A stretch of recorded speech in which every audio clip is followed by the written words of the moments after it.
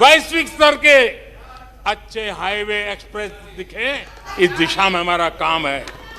पहले railway infrastructure अंग्रेजों ने जो देकर के गए उसी पर भी हम बैठे रहे, उसी को हमने अच्छा मान लिया, गाड़ी चलती थी। आदरणीय अध्यक्ष जी, वो समय था, आदरणीय अध्यक्ष जी, वो समय था जिस प्रकार से अंग्रेज जो छोड़ करके गए थे उसी भाव में जीते रहे। और रेलवे की पहचान क्या बन गई थी? रेलवे यानी धक्का मुक्की, रेलवे यानी एक्सीडेंट, रेलवे यानी लेट लतीफ। यही यानी एक स्थिति थी, लेट लतीफ में एक कहावत बनी गई थी, रेलवे यानी लेट लतीफ। एक समय था हर महीने एक्सीडेंट होने वाली घटनाएं बार बार आती थी। एक समय था एक्सीडेंट एक किस्मत बन गई थी। लेकिन अब ट्रेनों के अंदर वंदे भारत की मांग, हर एमपी चिट्ठी लिखता है, मेरे यहां वंदे भारत चालू करो। आज रेलवे स्टेशनों का कायाकल्प हो रहा है, आज एयरपोर्ट का कायाकल्प हो रहा है। 70 साल में 70 एयरपोर्ट, 70 साल में 70 एयरपोर्ट, 9 साल में 70 एयरपोर्ट। देश में वाटरवेज भी बन रहा है। आज वाटरवेज पर ट्रांसपोर्टेशन हो रहा है। आदरणीय अध्यक्ष जी, देश आधुनिकता की तरफ बढ़े, इसके लिए आधुनिक इंफ्रास्ट्रक्चर को बल देते हुए, आदरणीय अध्यक्ष जी, मैंने जीवन में, सार्वजनिक जीवन में 4-5 दशक मुझे हो गए और मैं हिंदुस्तान के गांवों से गुजरा हुआ इंसान, 4-5 दशक तक उसमें से एक लंबा कालखंड परिव्राजक के रूप में बिताया है। हर स्तर के परिवारों से बैठने उठने का, बात करने का अवसर मिला और इसलिए भारत के हर भूभाग को, समाज की हर भावना से परिचित हूं। और मैं इसके आधार पर कह सकता हूं और बड़े विश्वास से कह सकता हूं कि भारत का सामान्य मानवी पॉजिटिविटी से भरा हुआ है। सकारात्मकता उसके स्वभाव का, उसके संस्कार का हिस्सा है। भारतीय समाज नेगेटिविटी को सहन कर लेता है, स्वीकार नहीं करता, ये उसकी प्रकृति नहीं। भारतीय समुदाय का स्वभाव खुशमिजाज है, स्वप्नशील समाज है, सत्कर्म के रास्ते पर चलने वाला समाज है, सृजन कार्य से जुड़ा हुआ समाज है।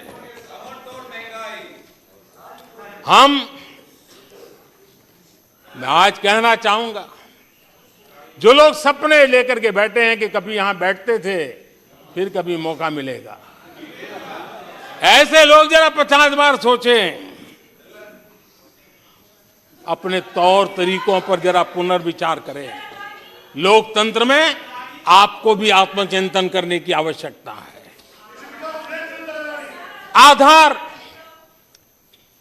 आज डिजिटल लेन देन का सबसे बड़ा महत्वपूर्ण अंग बन गया। आपने उसको भी निराधार करके रख दिया था, अब उसके भी पीछे पड़ गए थे।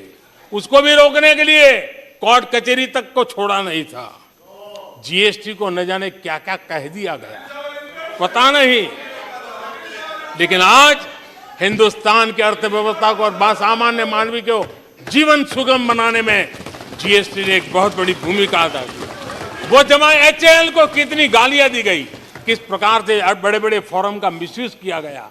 आज एशिया का सबसे बड़ा हेलीकॉप्टर बनाने वाला हब बन चुका है, जहां से तेजस हवाई जहाज सैकड़ों की संख्या में बन रहे हैं। भारतीय सेना के हजारों करोड़ रुपए का ऑर्डर आज एचएएल के पास है। भारत के अंदर आज वाइब्रेंट डिफेंस इंडस्ट्री आगे आ रही है। आज भारत डिफेंस एक्सपोर्ट करने लगा है। माननीय अध्यक्ष जी, हिंदुस्तान के हर नौजवान को गर्व होता है निराशा में डूबे हुए लोगों से अपेक्षा नहीं है। आदरणीय अध्यक्ष जी, आप जानते हैं भली भांति, समय सिद्ध कर रहा है, जो कभी यहां बैठते थे वो वहां जाने के बाद भी फेल हुए हैं, वहां जाने के बाद भी फेल हुए हैं और देश पास होता जा रहा है, डिस्टिंक्शन पे जा रहा है।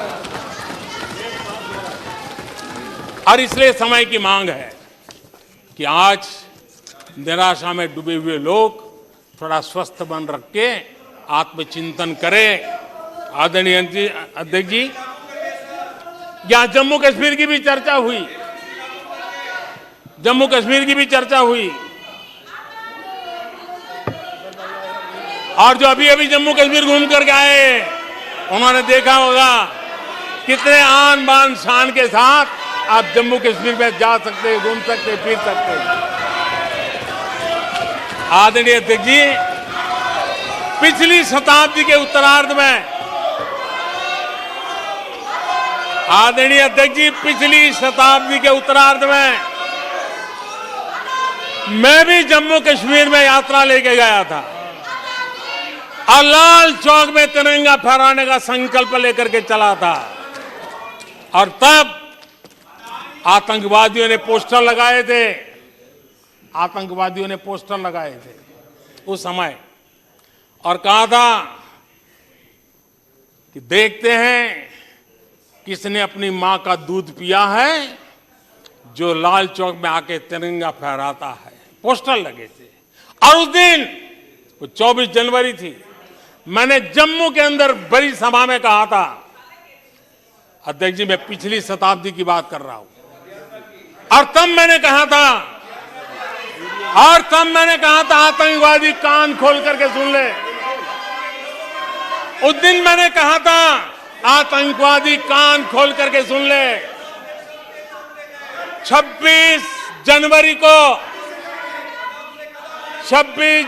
को ठीक 11 बजे मैं लाल चौक पहुंचूंगा, बिना सिक्योरिटी आऊंगा, बुलेट प्रूफ जैकेट के बिना आऊंगा, और फैसला लाल चौक में होगा किसने अपनी मां का दूध पिया।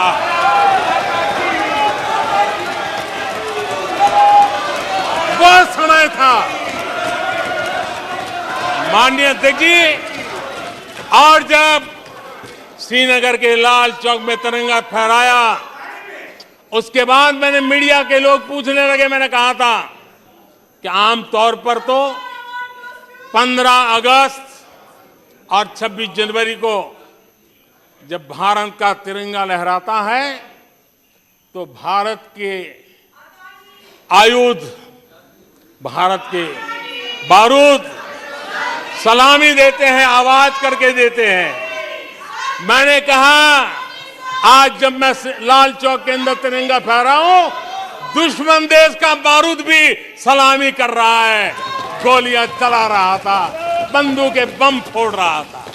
आदरणीय अध्यक्ष जी, आज जो शांति आई है, आज चैन से जा सकते हैं, सैकड़ों की तादाद में जा सकते हैं। ये माहौल और पर्यटन की दुनिया में कई दशकों के बाद सारे रिकॉर्ड जम्मू कश्मीर ने तोड़े हैं।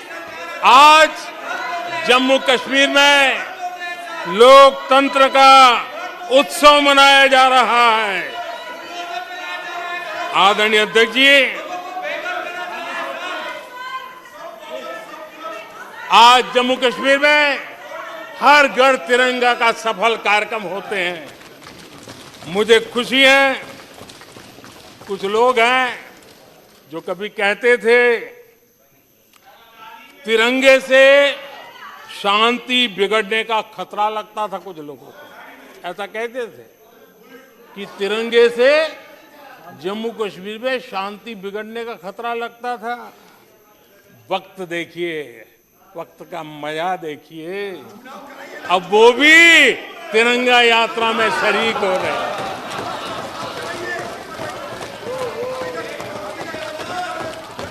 और आदरणीय अध्यक्ष जी, अखबारों में एक खबर आई थी जिसकी तरफ ध्यान नहीं गया होगा।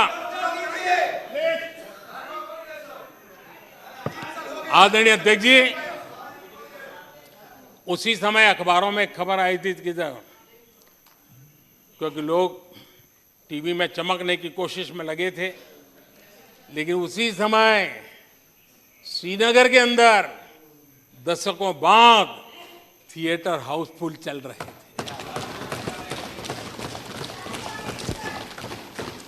और अलगाववादी दूर दूर तक नजर नहीं आते थे। अब ये भी देश ने देखा। आदरणीय अध्यक्ष जी, अभी हमारे साथी आखिरी हमारे माननीय सदस्य नॉर्थ ईस्ट के लिए कह रहे थे। मैं कहूंगा जरा एक बार नॉर्थ ईस्ट हो आइए। आपके जमाने का नॉर्थ ईस्ट और आज के जमाने का नॉर्थ ईस्ट देखिए। आधुनिक चौड़े हाईवे हैं, रेल की सुख सुविधा वाली सफर है, आप आराम से हवाई जहाज से जा सकते हैं। नॉर्थ ईस्ट के हर कोने में आज बड़ी, और मैं गर्व के साथ कहता हूं, आजादी का 75 साल मना रहे हैं, तब मैं गर्व से कहता हूं 9 साल में करीब 7500 7,500 7,500 जो हथियार के रास्ते पे चल पड़े थे, ऐसे लोगों ने सरेंडर किया और अलगाववादी प्रवृत्ति छोड़ करके मुख्य धारा में आने का काम किया है। आदरणीय अध्यक्ष जी, आज त्रिपुरा में लाखों परिवारों को पक्का घर मिला है, उसकी खुशी में मुझे शरीक होने का अवसर मिला। जब मैंने त्रिपुरा में हीरा योजना की बात कही थी, तब मैंने कहा था हाईवे, हाईवे, रेलवे और एयरवे, ये हीरा का आज सफलतापूर्वक त्रिपुरा की धरती पर मजबूती नजर आ रही है। त्रिपुरा तेज गति से आज भारत की विकास यात्रा का भागीदार बना है। आदरणीय अध्यक्ष जी, मैं जानता हूं सच सुनने के लिए भी बहुत सामर्थ्य लगता है। आदरणीय अध्यक्ष जी, झूठे गंदे आरोपों को सुनने के लिए भी बहुत बड़ा धैर्य लगता है, और मैं इन सबका अभिनंदन करता हूं जिन्होंने धैर्य के साथ गंदी से गंदी बातें सुनने का ताकत दिखाई है। ये अभिनंदन के अधिकारी हैं। लेकिन जो सच सुनने का सामर्थ्य नहीं रखते हैं, वो कितनी निराशा की गर्त में डूब चुके होंगे, इसका देश आज सबूत देख रहा है। माननीय अध्यक्ष जी,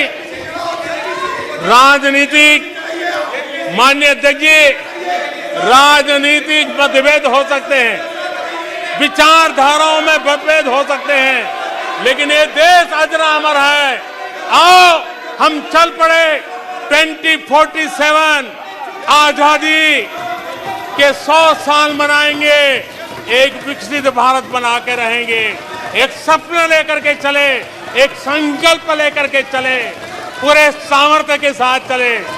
और जो लोग बार बार गांधी के नाम पर रोटी खिलाते हैं, उनको मैं कहना चाहता हूं, एक बार गांधी को पढ़ ले, एक बार महात्मा गांधी को पढ़े। महात्मा गांधी ने कहा था, अगर आप अपने कर्तव्यों को पालन करोगे तो दूसरे के अधिकारों की रक्षा उसमें निहित है। आज कर्तव्य और अधिकार के बीच में भी लड़ाई देख रहे हैं। ऐसी नासमझी शायद देश ने पहली बार देखी होगी।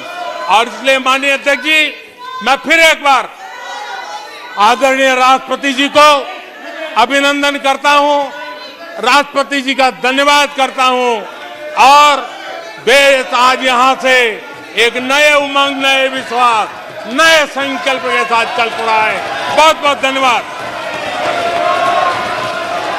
धन्यवाद। प्रस्ताव पर सदस्यों के अनेक संशोधन प्रस्ताव किए गए। सभा की सहमति हो तो मैं सभी संशोधनों एक साथ सभा के मतदान के लिए रखता हूं। धन्यवाद। प्रस्ताव पर सदस्यों ने अनेक संशोधन प्रस्तुत किए। अब मैं संशोधनों को एक साथ सभा में मतदान करता हूं। प्रश्न है कि രാഷ്ട്രപതിയുടെ നയപ്രഖ്യാപന പ്രസംഗത്തിനുള്ള നന്ദിപ്രമേയ ചർച്ചയിൽ പ്രധാനമന്ത്രി സഭയിൽ സംസാരിച്ചതാണ് നമ്മൾ കണ്ടത്. ഇന്നലെ രാഹുൽ ഉയർത്തിയ വിമർശനങ്ങൾക്ക് അതേ ഭാഷയിൽ മോദി മറുപടി നൽകിയിരിക്കുന്നു. UPA സർക്കാരിന്റെ കാലഘട്ടം ചൂണ്ടിക്കാട്ടിയിട്ട് ലോസ്റ്റ് ഡീക്കേഡ് എന്നതിനെ വിശേഷിപ്പിച്ചുകൊണ്ടാണ് പ്രധാനമന്ത്രി രാഹുലിന് മറുപടി നൽകുന്നത്. ചിലരുടെ വെറുപ്പ് പുറത്തു വന്നിരിക്കുന്നു എന്ന് മോദി പറയുന്നു. മോദിയിൽ ജനങ്ങൾക്കുള്ള വിശ്വാസം അത് ടിവിയിൽ കാണുന്ന മുഖത്തിലൂടെയോ അല്ലെങ്കിൽ ന്യൂസ് പേപ്പർ ഹെഡ്ലൈൻസിലൂടെ ഉണ്ടായതല്ല, തന്റെ ജീവിതത്തിലെ ഓരോ നിമിഷവും രാജ്യത്തിന്റെ നന്മയ്ക്ക് വേണ്ടി മാറ്റിവെച്ചതിലൂടെ ഉണ്ടായതാണ് എന്നാണ് നരേന്ദ്രമോദി ഭരണപക്ഷ അംഗങ്ങളെ ആവേശം കൊള്ളിക്കുന്ന തരത്തിൽ ഇപ്പോൾ സഭയിൽ പറഞ്ഞിരിക്കുന്നത്. ഇടവേള. വാർത്തകൾ തുടരുന്നു. ഇന്ധന സെസ്സിലും നികുതി നിർദ്ദേശങ്ങളിലും ഇളവുകൾ പ്രഖ്യാപിക്കാതെ ബജറ്റ് ചർച്ചയ്ക്ക് ധനമന്ത്രിയുടെ മറുപടി. പ്രതിപക്ഷത്തിന്റെ ഭാഗത്തു നിന്നും രാഷ്ട്രീയത്തിന്റെ അതിപ്രസരം ഉണ്ടാകുമെന്ന് കരുതിയില്ലെന്ന് ധനമന്ത്രി നിയമസഭയിൽ പറഞ്ഞു. ബജറ്റിലെ നികുതി നിർദ്ദേശങ്ങൾ അതേപടി നടപ്പാക്കാനാണ് തീരുമാനം. സാമ്പത്തിക രംഗത്ത് വലിയ ഒരു പ്രതിസന്ധിയാണ് ലോകത്താകെ ഉള്ളത്, നമ്മുടെ രാജ്യത്തുള്ളതെന്ന് ഭരണ പ്രതിപക്ഷ വ്യത്യാസമില്ലാതെ എല്ലാ അംഗങ്ങളും അംഗീകരിച്ചിട്ടുണ്ട്. ഒരു ഹാർഡ് ബജറ്റ് കൺസ്ട്രെയിനകത്ത് നിന്നുകൊണ്ടാണ് ഈ കാര്യങ്ങൾ നടത്തുന്നത് എന്നുള്ളതും ആ കണക്കുകളിൽ കൂടി സംസാരിച്ചു. പക്ഷേ അങ്ങനെ പറയുമ്പോൾ രാഷ്ട്രീയത്തിൻ്റെ ഒരു അതിപ്രസരം പ്രതിപക്ഷത്തിൻ്റെ ഭാഗത്തുനിന്ന് ഇത്രയധികം ഉണ്ടാകും ഈ ഘട്ടത്തിൽ എന്ന് ഞാൻ കരുതിയില്ല.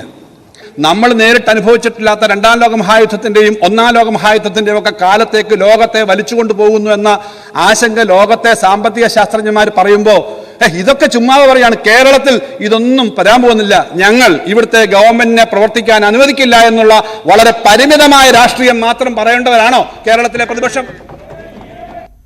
നികുതി പിൻവലിക്കില്ല എന്നത് മുഖ്യമന്ത്രിയുടെ പിടിവാശിയെന്ന് പ്രതിപക്ഷ നേതാവ്. ജനങ്ങളോടുള്ള യുദ്ധപ്രഖ്യാപനമാണ് ഈ ബജറ്റ്. 13-നും 14-നും UDF രാപ്പകൽ സമരം നടത്തുമെന്നും പ്രതിപക്ഷ നേതാവ് പറഞ്ഞു. ബജറ്റിന്റെ ചർച്ചയുടെ അവസാന ദിവസമായ ഇന്ന് ധനകാര്യമന്ത്രി പിൻവലിക്കുമെന്നുള്ള ചില മാധ്യമ വാർത്തകൾ ഉണ്ടായിരുന്നെങ്കിലും ഒരു കാരണവശാലും ഒരു നികുതി നിർദ്ദേശവും പിൻവലിക്കില്ല എന്നുള്ള വാശിയേറിയ നിലപാടാണ് സർക്കാർ എടുത്തിട്ടുള്ളത്. പ്രതിപക്ഷം സമരം ചെയ്യുന്നതുകൊണ്ടും ഗവൺമെന്റ് പ്രതിക്കൂട്ടിൽ നിൽക്കുന്നതുകൊണ്ടും ഒരു കാരണവശാലും നികുതി നിർദ്ദേശങ്ങൾ പിൻവലിക്കില്ല എന്നുള്ള മുഖ്യമന്ത്രിയുടെ പിടിവാശി കൂടിയാണ് ഈ നികുതി നിർദ്ദേശങ്ങൾ ഒന്നും പിൻവലിക്കാതിരിക്കാനുള്ള പ്രധാനപ്പെട്ട കാരണം. അതുകൊണ്ട് ഞങ്ങൾ ഈ സമരം ഇവിടെ അവസാനിപ്പിക്കുന്നില്ല. ഈ സമരം ഞങ്ങൾ തുടരുകയും ഈ സർക്കാരിന്റെ കെടുകാര്യസ്ഥതയും അനാസ്ഥയും ധനകാര്യ മിസ്മാനേജ്മെന്റും ജനങ്ങളിൽ എത്തിക്കുന്നതിനുള്ള സമരപരിപാടികളുമായി പ്രതിപക്ഷം മുന്നോട്ട് പോകും. അടുത്ത 13-14 തീയതികളിൽ കേരളത്തിലെ 14 ജില്ലകളിലും UDF രാപ്പകൽ സമരം പ്രഖ്യാപിച്ചിട്ടുണ്ട്. സമരത്തിന്റെ അടുത്ത ഘട്ടം അതാണ്.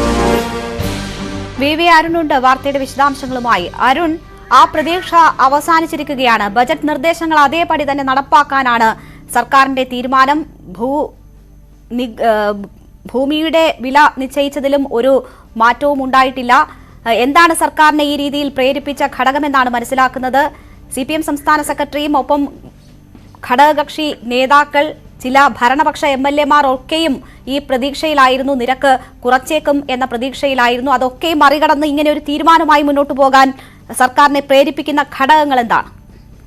നികുതി നിർദ്ദേശങ്ങൾ സംസ്ഥാനത്തെ ഇപ്പോഴത്തെ ഗുരുതരമായ സാമ്പത്തിക ദുരവസ്ഥ മറികടക്കാൻ ഉള്ളതാണെന്നാണ് സർക്കാരിന്റെ നിലപാട്. അത് നടപ്പാക്കിയില്ലെങ്കിൽ, ലഭിച്ചില്ലെങ്കിൽ സംസ്ഥാനം വലിയ സാമ്പത്തിക തകർച്ചയിലേക്ക് നീങ്ങും. പെൻഷനും ശമ്പളവും അടക്കം കൊടുക്കാൻ പറ്റാത്ത അവസ്ഥയിലേക്ക്, അത് മുടങ്ങുന്ന അവസ്ഥയിലേക്ക് കാര്യങ്ങൾ പോകും. അതുകൊണ്ട് തന്നെ ഇതിൽ പിൻവലിക്കാൻ കഴിയില്ല എന്ന നിലപാടാണ് സർക്കാർ സ്വീകരിച്ചത്. അതിന് രാഷ്ട്രീയമായ ചില കാരണങ്ങളുണ്ട്. അതിലൊന്ന്, പ്രതിപക്ഷം സമരം പ്രഖ്യാപിച്ചിരിക്കുന്നു. പ്രതിപക്ഷം സമരം പ്രഖ്യാപിച്ച ശേഷം ഇത്തരത്തിൽ നികുതിയിൽ കുറവ് വന്നാൽ അത് പ്രതിപക്ഷത്തിന്റെ നേട്ടമായി ഉയർത്തിക്കാട്ടപ്പെടും. അത് അത്തരമൊരു രാഷ്ട്രീയ നേട്ടം പ്രതിപക്ഷത്തിന് ഈ ഘട്ടത്തിൽ നൽകാൻ സർക്കാർ ആലോചിക്കുന്നില്ല. മറ്റൊരു കാരണമായുള്ളത്, സർക്കാരിന് ഈ രണ്ടാം പിണറായി സർക്കാരിന്റെ കാലത്ത് ഇത്തരത്തിൽ നികുതി വർദ്ധിപ്പിക്കാനുള്ള ഏറ്റവും നല്ല അവസരമായാണ് സർക്കാർ ഇതിനെ കാണുന്നത്. അതിന് കാരണം ഇത് കഴിഞ്ഞാൽ ബാക്കി ഇനി വരുന്ന വർഷങ്ങൾ, ബജറ്റിന്റെ വർഷങ്ങൾ തെരഞ്ഞെടുപ്പ് വർഷങ്ങളാണ്. പ്രത്യേകിച്ചും അടുത്ത തവണ ലോക്സഭാ തെരഞ്ഞെടുപ്പിന് തൊട്ട് മുമ്പാകും ബജറ്റ് വരിക. അതിനടുത്ത വർഷം തദ്ദേശ തെരഞ്ഞെടുപ്പ് വരും. പിന്നീട് നിയമസഭാ തെരഞ്ഞെടുപ്പിലേക്കും സംസ്ഥാനം കടക്കും.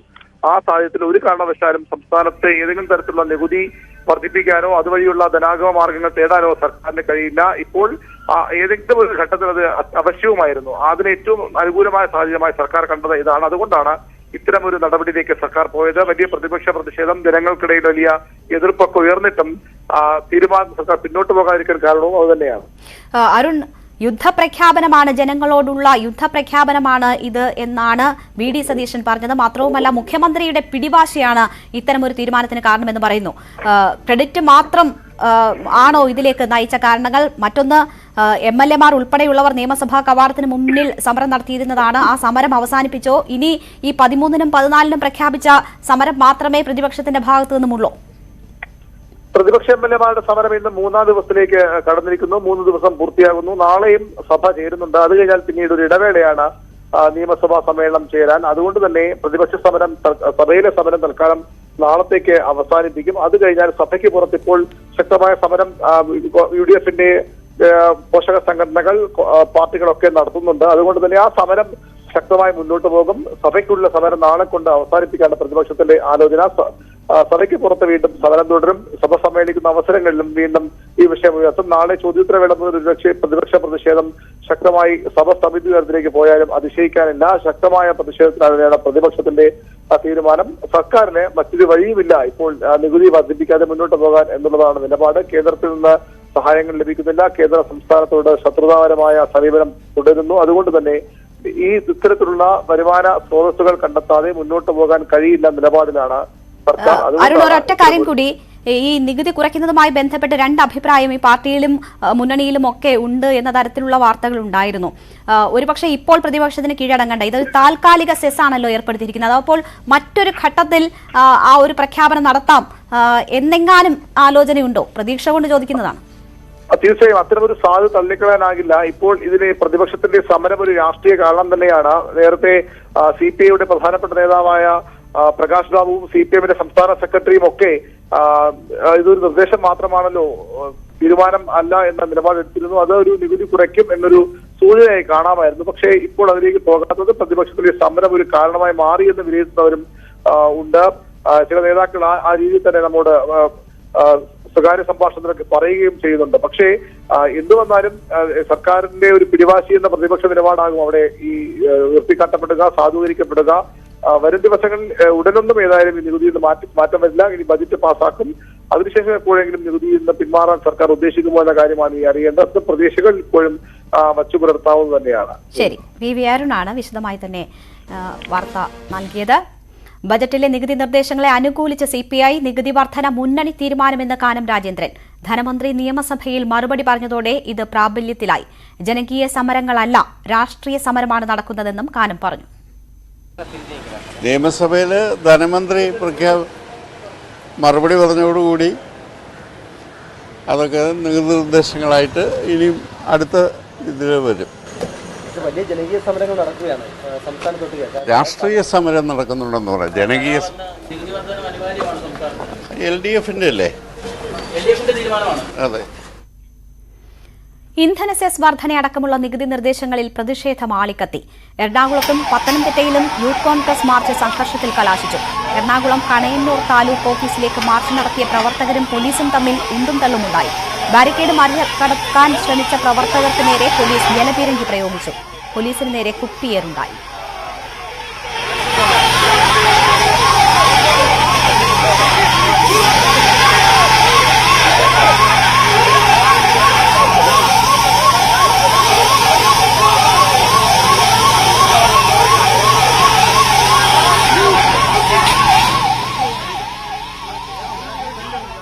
തിരുവനന്തപുരത്ത് കാർ കെട്ടിവലിച്ചായിരുന്നു മഹിളാ കോൺഗ്രസിന്റെ പ്രതിഷേധം.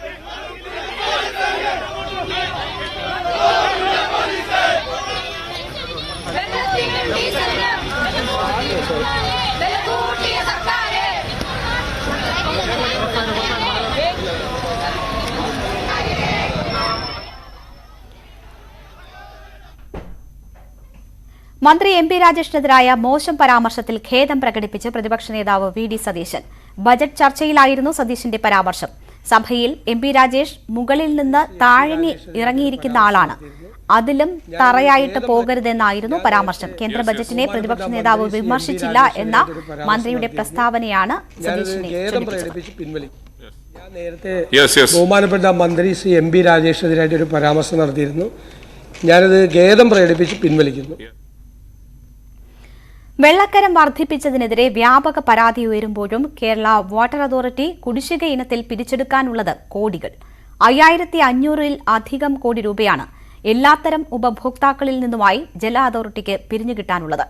സർക്കാർ പൊതുമേഖലാ സ്ഥാപനങ്ങൾ 360 കോടി രൂപയുടെ കുടിശ്ശിക വരുത്തിയതായും വിവരാവകാശ രേഖകളിൽ പറയുന്നു.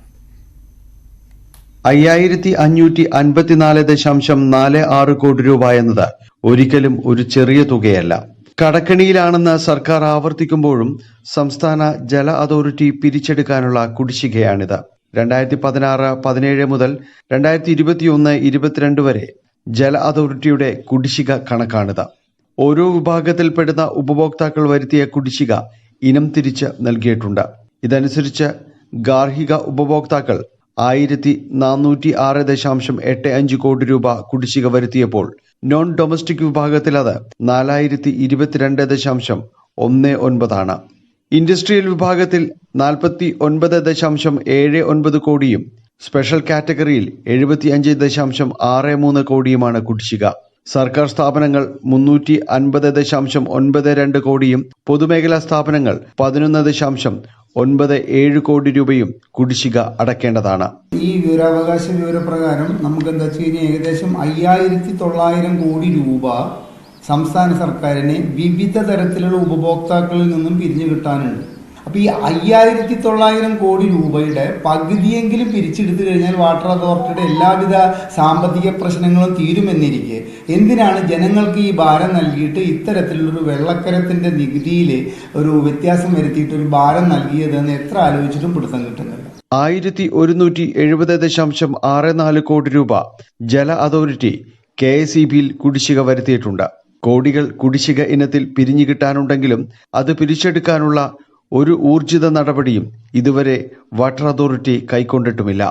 അതിനിടയിലാണ് ഇപ്പോൾ വെള്ളക്കരവും വർദ്ധിപ്പിച്ചിരിക്കുന്നത്. ന്യൂസ് 18 കൊച്ചി. ഇടവേള.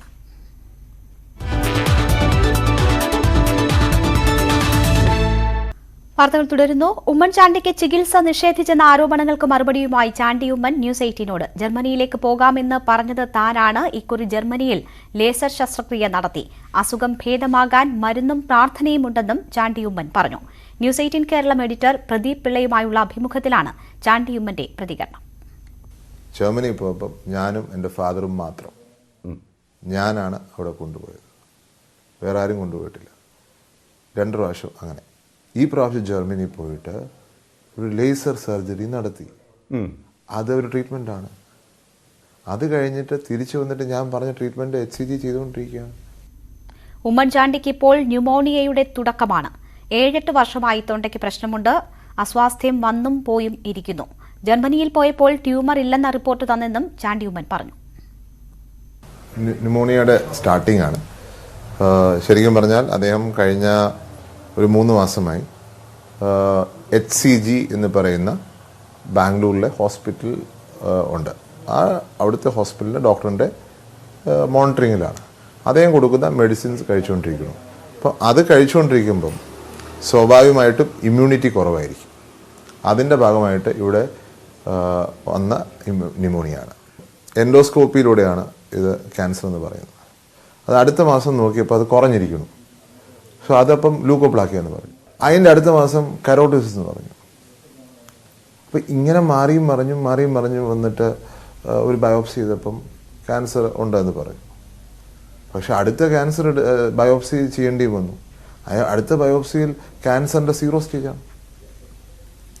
അത് കഴിഞ്ഞ് ജർമ്മനി പോയപ്പം ട്യൂമർ ഇല്ല എന്ന റിപ്പോർട്ട് എനിക്ക് തന്നു. അതിനുശേഷം കോട്ടയം മെഡിക്കൽ കോളേജിലെ എൻ്റെ പേര് ഹോസ്പിറ്റലിൽ എൻഡോസ്കോപ്പ് ചെയ്തപ്പോൾ അവിടെയും ട്യൂമർ ഇല്ലാന്ന് സർട്ടിഫിക്കറ്റ് ഉണ്ട്. ഉമ്മൻചാണ്ടിയുടെ ആരോഗ്യത്തെക്കുറിച്ച് വ്യാജ പ്രചരണം നടക്കുന്നുണ്ടെന്നും ചാണ്ടി ഉമ്മൻ. വ്യാജരേഖ ചമച്ച് ചിലർ പ്രചരിപ്പിക്കുന്നു. വ്യാജ പ്രചരണം കേട്ട ആളുകൾ വീട്ടിൽ തുടരെ എത്തി. ആളുകൾ വന്നത് മൂലമാകാം ന്യൂമോണിയ വന്നത്. വയ്യാതാകുന്നതിന് തലേന്ന് വരെ ഉമ്മൻചാണ്ടി പ്രവർത്തന നിരതനായിരുന്നുവെന്നും ചാണ്ടി ഉമ്മൻ പറഞ്ഞു. ഗുരുതരമായ ആരോപണം ഞാൻ പറയുകയാണ്. ഒരു വ്യാജ ഡോക്യുമെൻ്റ് ഉണ്ടാക്കി സർക്കുലേറ്റ് ചെയ്തിരിക്കുക. ഫാദറിൻ്റെ ഹെൽത്തിൻ്റെ കാര്യങ്ങൾ കാണിച്ചുകൊണ്ട് ഒരു ഡോക്യുമെൻ്റ് സർക്കുലേറ്റ് ചെയ്യുന്നതിൽ നല്ലൊരു ശതമാനം സ്റ്റേജിങ് ഉൾപ്പെടെ വ്യാജമായി കൊടുത്തിരിക്കും. ഇതൊക്കെ പറഞ്ഞിട്ട് ആളുകൾ ഇവിടെ ഇടിച്ചു കയറുമായിരുന്നു. അങ്ങനെയാണ് ഇദ്ദേഹത്തിന് ന്യൂമോണിയ വന്നിരിക്കുന്നത്. ഈ മരണക്കിടക്ക എന്ന് പറഞ്ഞതിൻ്റെ തലേ ദിവസം ഞങ്ങളൊരു വീഡിയോ എടുത്തത് നിങ്ങൾ കണ്ടോന്നറിയില്ല. കണ്ടു. ഫേസ്ബുക്കിൽ ഫസ്റ്റ് വീഡിയോ ഞാൻ ഇട്ടത് അദ്ദേഹം ആ റൂമിൽ തൊട്ട് പുറകിലുള്ള റൂമിൽ ഇരുന്ന് ഒപ്പിട്ടുകൊണ്ടിരിക്കുകയാണ്. 15-20 മിനിറ്റ് ഒപ്പിട്ടുകൊണ്ടിരിക്കുകയാണ്. പൂർണ്ണമായ ബോധത്തോടെ എല്ലാ പേപ്പറും വായിച്ചിട്ട് ഒപ്പിടുന്നു. സൗണ്ട് മോശമാണ്, സൗണ്ട് പ്രോബ്ലം ഉണ്ട്, ഇല്ല ഞാൻ പറഞ്ഞില്ല. അങ്ങനെയുള്ള ഒരാൾ ഇങ്ങനെ ചെയ്യുമോ? ഇങ്ങനെ എന്തിനാണ് ഞങ്ങളോട് ദ്രോഹം ചെയ്യുന്നത്? ഞങ്ങൾ ആർക്കും ഒരു ട്രീറ്റ്മെൻറ്റ് നിഷേധിച്ചിട്ടില്ല. ഈ ട്രീറ്റ്മെൻറ്റ് നടക്കുന്നത് മാത്രമല്ല, ഞങ്ങളുടെ പ്രതീക്ഷ എന്താണ്? ഞങ്ങളുടെ പ്രതീക്ഷ ഈ കൊടുക്കുന്ന മരുന്ന് കൊണ്ട് ഇത് കുറയും. ഇത് കുറഞ്ഞു. ഞങ്ങളുടെ ഫാദറിൻ്റെ ഹെൽത്തിനെ കുറിച്ച് ഞങ്ങൾക്കല്ലാതെ ആർക്കാണ് ഇതിനെക്കാട്ടി കൺസേൺ? ഒരു മുട്ടുസൂചി പോലും അദ്ദേഹത്തിന് വേദനിക്കരുത് എന്നുള്ളത് കൊണ്ടാണ് ഇത് മൊത്തം ഞങ്ങൾ എടുക്കുന്നത്. അടുത്ത റിവ്യൂ 2-ാം തീയതി എത്തുന്നതിന് മുമ്പ് ഇവിടെ പ്രശ്നങ്ങൾ തുടങ്ങി. ചികിത്സയിൽ കഴിയുന്ന ഉമ്മൻചാണ്ടിയുടെ ആരോഗ്യനിലയിൽ മികച്ച പുരോഗതിയെന്ന് ഡോക്ടർമാർ. പനിയും ശ്വാസതടസ്സവും ഭേദമായെങ്കിലും ന്യൂമോണിയ കുറയുന്ന മുറയ്ക്ക് ബംഗളൂരുവിലേക്ക് മാറ്റുകയുള്ളൂ. നെയ്യാറ്റിൻകരയിലെ സ്വകാര്യ ആശുപത്രി ICUവിൽ 2 ദിവസം കൂടി ഉമ്മൻചാണ്ടി തുടരും. ശക്തമായ ശ്വാസകോശാണുബാധയെ തുടർന്ന് ആശുപത്രിയിലെത്തിച്ച ഉമ്മൻചാണ്ടിയുടെ ശരീരം മരുന്നുകളോട് മികച്ച രീതിയിൽ പ്രതികരിക്കുന്നുണ്ട്. പനിയും ശ്വാസതടസ്സവും പൂർണ്ണമായി ഭേദമായി. ആരോഗ്യനില മെച്ചപ്പെട്ടതിനെ തുടർന്ന് ശ്വസന സഹായി ഒഴിവാക്കി. ന്യൂമോണിയ കൂടി കുറയുന്നതിനനുസരിച്ച് തുടർ ചികിത്സയ്ക്കായി ബാംഗ്ലൂരിലേക്ക് മാറ്റും. ഉമ്മൻചാണ്ടി സാറിന്റെ ആരോഗ്യസ്ഥിതി നല്ലോണം ഇംപ്രൂവ് ചെയ്ത് വരുന്നുണ്ട്. സുഖം പ്രാപിച്ച് വരികയാണ് അദ്ദേഹം. ഇന്ന് രാവിലെ കുടുംബാംഗങ്ങളോടും ആരോഗ്യ പ്രവർത്തകരോടും എല്ലാം നന്നായി സംസാരിക്കുകയും പ്രതികരിക്കുകയൊക്കെ ചെയ്യുന്നുണ്ട്. നമ്മൾ കൊടുക്കുന്ന ആൻറ്റിബയോട്ടിക്സിന് അദ്ദേഹത്തിൻ്റെ ശരീരം പ്രതികരിക്കുന്നുണ്ട്. അപ്പോൾ ഏതാനും ദിവസങ്ങൾക്കകം തന്നെ നല്ല രീതിയിൽ സുഖം പ്രാപിച്ച് വരും എന്നാണ് പ്രതീക്ഷിക്കുന്നത്. ഇപ്പോഴത്തെ ഒരു സാഹചര്യം പൂർണ്ണമായി ആരോഗ്യം ഭേദമായതിനു ശേഷം തുടർ ചികിത്സയ്ക്ക് കൊണ്ടുപോകാമെന്നുള്ളതാണ് കുടുംബാംഗങ്ങളും ഗവൺമെന്റും തീരുമാനിച്ചിരിക്കുന്നത്. അപ്പോൾ നമുക്ക് ആ രീതിയിൽ തന്നെ മുന്നോട്ട് പോകാമെന്നാണ് ആശുപത്രിയും തീരുമാനിച്ചിരിക്കുന്നത്. VM സുധീരൻ, തിരുവഞ്ചൂർ രാധാകൃഷ്ണൻ ഉൾപ്പെടെയുള്ള മുതിർന്ന നേതാക്കൾ ആശുപത്രിയിലെത്തി ഉമ്മൻചാണ്ടിയെ സന്ദർശിച്ചു. പുള്ളി ഒരു ഹാപ്പി ആയിട്ടുള്ള മൂഡിൽ തന്നെയാണ്, സന്തോഷമായിട്ട് അങ്ങനെ നീങ്ങട്ടെ. അതാണ് ട്രീറ്റ്മെന്റ് ഒക്കെ ഫലിക്കുന്നുണ്ടെന്നാണ് പറഞ്ഞ് ഞാൻ മനസ്സിലാക്കുന്നത്. ബാംഗ്ലൂരുവിലേക്ക് മാറ്റാനുള്ള പ്രാഥമിക നടപടികൾ കോൺഗ്രസ് നേതൃത്വം ഇന്നലെ തന്നെ പൂർത്തിയാക്കിയിരുന്നു. ആരോഗ്യവകുപ്പ് നിയോഗിച്ച മെഡിക്കൽ ബോർഡും റിപ്പോർട്ട് സർക്കാരിന് കൈമാറി. ന്യൂസ് 18 തിരുവനന്തപുരം. ഒരിടവേള കൂടി.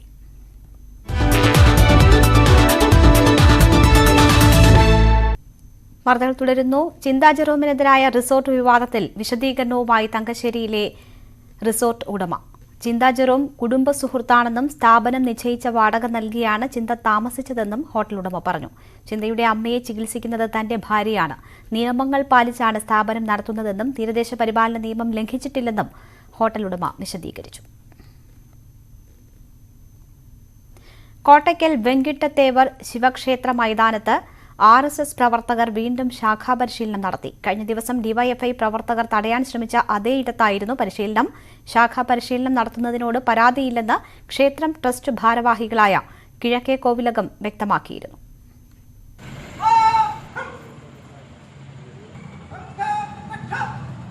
തിങ്കളാഴ്ച വൈകുന്നേരമാണ് RSS പ്രവർത്തകർ ശാഖാപരിശീലനം നടത്തുകയായിരുന്ന വെങ്കിട്ടത്തേവർ ശിവക്ഷേത്ര പരിസരത്തേക്ക് DYFI പ്രവർത്തകർ പ്രതിഷേധ പ്രകടനം നടത്തിയത്.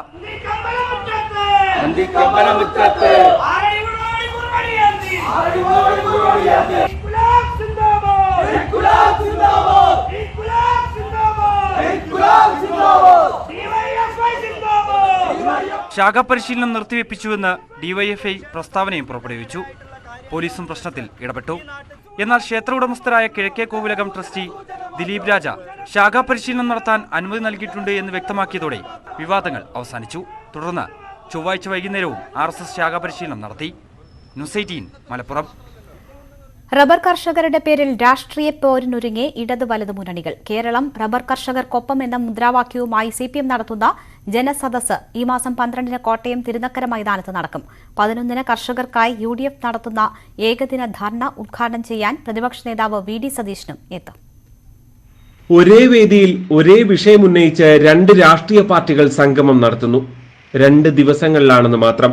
റബ്ബറിന് 250 രൂപ താങ്ങുവില പ്രഖ്യാപിക്കണമെന്നാവശ്യപ്പെട്ടുകൊണ്ട് സംസ്ഥാനം ഭരിക്കുന്ന മുഖ്യമന്ത്രി പിണറായി വിജയൻ തന്നെ തിരുനക്കര മൈതാനത്ത് CPMന്റെ ജനസദസ്സിനെ അഭിസംബോധന ചെയ്യും. ഈ മാസം 12-ന് വൈകുന്നേരം 3 മണിക്കാണ് CPMന്റെ ജനസദസ്സ്. തൊട്ടുതലേന്ന് റബ്ബർ ഉൾപ്പെടെയുള്ള കാർഷിക മേഖലയുടെ വിഷയങ്ങൾ ഉന്നയിച്ചുകൊണ്ട് തിരുനക്കര മൈതാനം UDFന്റെ ഏകദിന പ്രതിഷേധ ധർണയ്ക്ക് വേദിയാകും. പ്രതിപക്ഷ നേതാവ് VD സതീശൻ ദ്രോഹത്തിനെതിരായി ശക്തമായ സമരം ആരംഭിക്കാനുള്ള അതിൻ്റെ പ്രഖ്യാപനമാണ് ഫെബ്രുവരി 11 ഇവിടെ കോട്ടയം തിരുനക്കര മൈതാനത്ത് നടക്കാൻ പോകുന്ന കർഷക സമര പ്രഖ്യാപന കൺവെൻഷൻ അഥവാ കർഷക സംഗമം. കേന്ദ്രത്തിനെതിരെയാണ് CPMന്റെ സമരം. UDF കേന്ദ്രത്തെയും സംസ്ഥാനത്തെയും കുറ്റപ്പെടുത്തും. സംസ്ഥാന ബജറ്റിനെതിരെ കടുത്ത പ്രതിഷേധം ഉയർന്നു നിൽക്കുന്ന സാഹചര്യത്തിൽ ഇരു പരിപാടികൾക്കും രാഷ്ട്രീയ പ്രാധാന്യമേറുകയാണ്. ഇത്തവണ ബജറ്റിൽ താങ്ങുവില കൂട്ടാൻ സംസ്ഥാനം തയ്യാറായിരുന്നില്ല. ഇതിന് പിന്നാലെയാണ് CPM തന്നെ താങ്ങുവില 250 രൂപയാക്കണമെന്ന ആവശ്യവുമായി സമരരംഗത്തെത്തുന്നത്. ന്യൂസ് 18 കോട്ടയം. ബുള്ളറ്റിൻ പൂർണ്ണമാകുന്നു. നമസ്കാരം.